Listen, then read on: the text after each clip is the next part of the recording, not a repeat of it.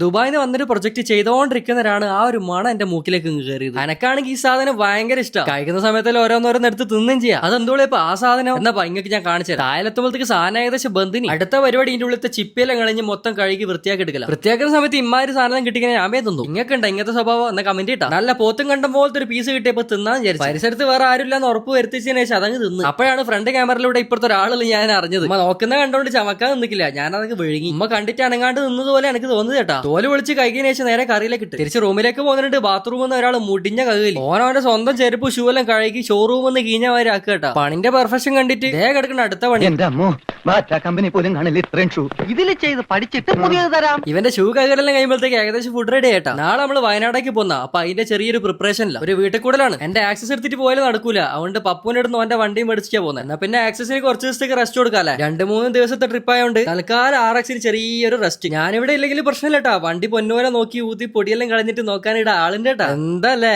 RX ഇഷ്ടപ്പെടാത്ത ആരെങ്കിലും ഉണ്ടോ അല്ലേ? എന്നാ പിന്നെ 2-3 ദിവസത്തെ ട്രിപ്പ് എല്ലാം കഴിഞ്ഞിട്ട് വരുന്ന കേട്ടാ. രണ്ടാള് റെസ്റ്റ് എടുക്കുക. നമ്മള് പുതിയ ആക്സസും കൊണ്ട് പോയിട്ട് കറങ്ങി അടിച്ചിട്ട് തിരിച്ചു വരാം. അപ്പൊ ഓക്കെ ബൈ.